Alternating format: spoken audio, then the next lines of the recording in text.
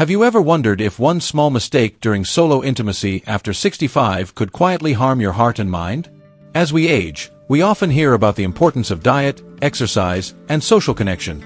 But what we rarely talk about is how solo intimacy, when done with awareness, can actually become a tool for healing and well-being. And when done without care, it can just as easily chip away at the very systems we're trying to preserve.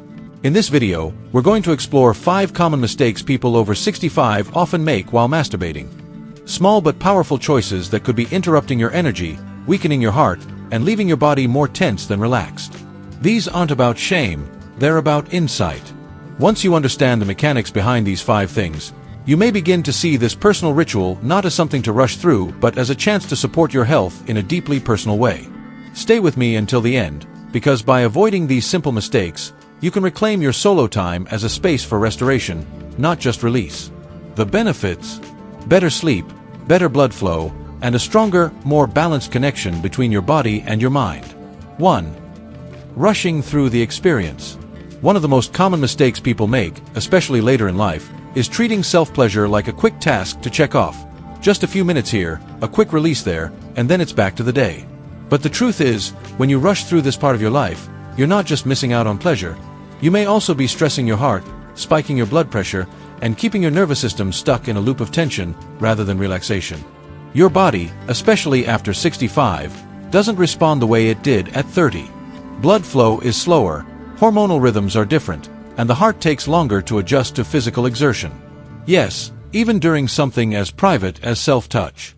When you rush through the experience, you bypass the slow build-up your body needs to feel safe and relaxed. That abrupt stimulation, especially when you go from zero to climax in a matter of moments, puts the body under pressure instead of bringing it into balance. I remember talking to a 72-year-old man named Douglas who lived in Phoenix, Arizona. He told me he had gotten into the habit of finishing quickly because it felt like there wasn't any time to slow down. But the more he did it, the more he noticed tension in his chest and, oddly enough, a sense of restlessness afterward. It wasn't until he deliberately began slowing things down, focusing on touch, breathing more deeply, and letting his mind settle, that he began feeling that sense of calm again. His sleep improved, his mood lifted, and his heart didn't feel like it was racing anymore.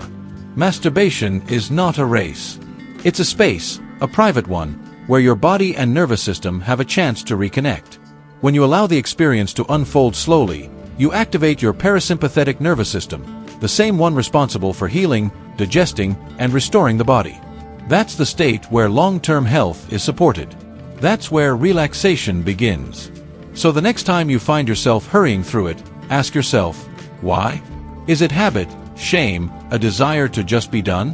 Whatever the reason, know this: slowing down isn't weakness. It's wisdom. It's one of the most important things you can do, not just for your pleasure, but for your health. 2. Holding your breath or over-tensing your body. It might seem like a small thing, barely noticeable, but the way you breathe and the way you hold your body during self-pleasure can have a major impact on your health after 65. Many people, especially men and women in their later years, fall into the unconscious habit of holding their breath or clenching their core muscles during the experience. It can happen without you even realizing it. But that brief moment of tension, that shallow or stopped breath, can send signals to your heart and brain that you're under pressure, not in a state of pleasure. When you hold your breath, your oxygen levels drop, your blood vessels constrict, your heart rate spikes, and for someone over 65, whose heart may already be more sensitive, that's not just uncomfortable, it can be dangerous. The same goes for tensing your muscles too tightly, especially in the abdomen, lower back, or pelvic floor. That kind of internal strain increases intra-abdominal pressure, raises blood pressure, and activates the sympathetic nervous system, the fight or flight response. In short, your body starts reacting as if it's bracing for an emergency, not enjoying a moment of release. I once knew a man named Thomas, 77, a retired dentist from Chicago, Illinois, who was active, sharp-minded, and emotionally open. But he often felt exhausted after solo time. His doctor couldn't find anything physically wrong, but when we talked more, he realized he had been clenching his stomach and jaw during the entire experience, and breathing in short, shallow bursts. Once he shifted to a slower rhythm, exhaling more deeply, and relaxing his muscles throughout, he found the experience left him calmer instead of depleted. That's the key. You want the experience to restore you, not rob you of energy. Start by simply noticing your breath. Can you inhale fully through your nose? Can you exhale completely without strain? Let the breath move like a wave, slow, smooth, and steady. As for your body, pay attention to where you hold tension. Jaw tight, shoulders raised, belly locked. Invite those muscles to soften. Let gravity take over. The more you allow, the less you force. The more your body will respond with ease, not effort. Masturbation is not just about physical release, it's about energetic balance, and breath is the bridge between the two. The more you breathe, the more your blood circulates. The more your muscles relax, the more your nervous system settles. And that's where the real benefits begin. Better heart rhythm, better sleep, and a body that feels safe, not strained in its own skin. 3. Using excessive pressure or overstimulation. As the body changes with age, so does sensation. And many people respond by increasing pressure, force, or intensity during self-pleasure in an effort to compensate for reduced sensitivity. Whether it's pressing too hard, using numbing tools, or relying on high-intensity visual stimulation, this habit can do more than just dull the experience. Over time, it can condition your nervous system to require more and more stimulation to achieve the same level of satisfaction, while reducing your natural ability to feel pleasure in more subtle, real-life ways. Your skin, especially in sensitive areas, becomes thinner and less elastic with age. Nerve endings change, circulation slows. So when you apply excessive pressure or rely on tools or techniques that are overly aggressive, you're actually working against your body's natural rhythm. This can lead to desensitization, delayed response, or, in some cases, discomfort or micro-injuries that go unnoticed until they begin to affect daily life. It's not about avoiding stimulation altogether, it's about choosing the right kind, the kind that helps your body tune in, not shut down. I knew a woman named Judy, 70, from Dallas, Texas, who had started using stronger and stronger vibrational tools, thinking it would help her feel something again. But after a while, she noticed she was feeling less during the rest of her day.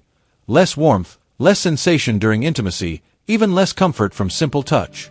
When she scaled things back, using her hands, soft textures, and slower pacing, her sensitivity didn't just return, it deepened.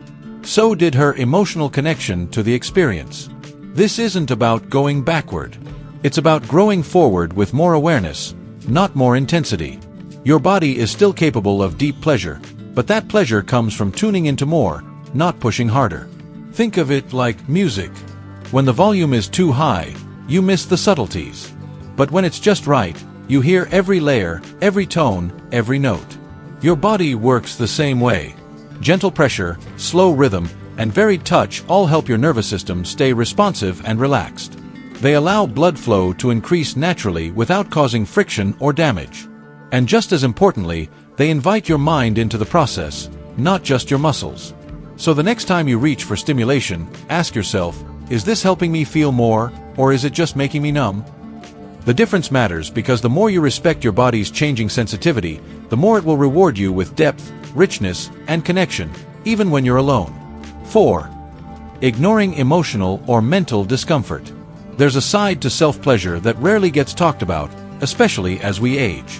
While the body is often the focus, the mind and emotions play just as critical a role in how we experience intimacy with ourselves. One of the most damaging mistakes people over 65 can make is pushing through emotional discomfort without pausing to understand what it's trying to say. Loneliness, sadness, guilt, or even numbness can quietly surface during or after the act. Instead of acknowledging those feelings, many people bury them deeper. They try to override the discomfort by focusing harder on the physical sensation or rushing toward a finish just to make it all go away. But here's what often happens next. The act ends, but the unease remains. It lingers in the background, showing up later as restlessness, poor sleep, irritability, or even a quiet sense of shame. Your emotional state during self-pleasure isn't just a background detail, it's the foundation. When you ignore your feelings, you disconnect from the part of yourself that's asking to be seen, comforted, or understood. And over time, this disconnection can affect your nervous system, increase stress hormone levels, and deepen the emotional isolation that many older adults are already vulnerable to. I once knew a 67-year-old man named Bill, from Seattle, Washington, who had lost his wife a few years earlier. He still wanted connection, both emotional and physical, but every time he touched himself, he he felt a strange wave of guilt and grief that he didn't know how to process. At first, he tried to ignore it, but the more he ignored it, the worse it got. Eventually, he began taking a few quiet minutes before the act, not to analyze, but just to acknowledge what was there. He'd breathe, name what he felt, loneliness, love, longing, and then move gently forward, carrying those feelings with him instead of fighting them. What changed wasn't just the experience, it was the peace he felt afterward.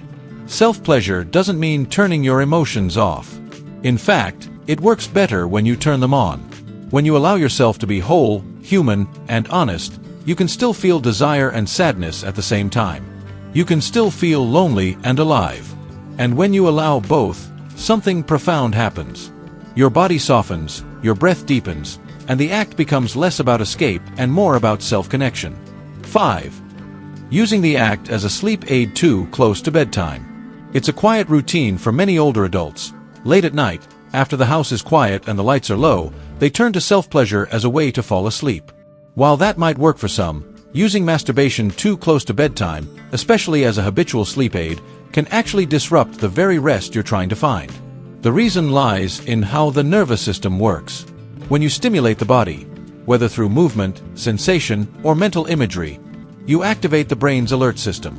Heart rate rises, blood pressure increases, and certain hormones like dopamine and adrenaline begin to circulate. Now, for a younger person, that energy might taper off quickly, but after 65, your body's ability to calm back down is slower. Your heart takes more time to return to baseline, and your melatonin cycle, the hormone that regulates sleep, can be delayed. What was meant to lull you to sleep ends up keeping you in a restless loop, where you're tired but not truly relaxed. I remember a 74-year-old woman named Barbara, from New York City, who told me she used to rely on self-pleasure every night to help her fall asleep. It became part of her routine, almost like brushing her teeth. But she started noticing that her sleep became lighter, her dreams more vivid, and she'd often wake in the middle of the night feeling restless. When she began spacing it out, enjoying the experience earlier in the evening instead of right before bed, her sleep improved dramatically. She no longer needed it as a crutch. It became a choice, not a compulsion, and her body began to trust nighttime again. As we bring this video to a close, take a quiet moment to reflect on what stood out to you the most.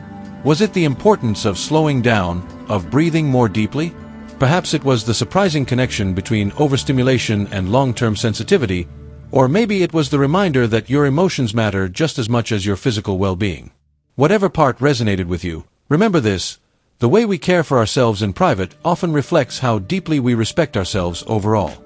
At this stage of life, your body is not failing, it is evolving. It's learning to communicate with you in more subtle, meaningful ways.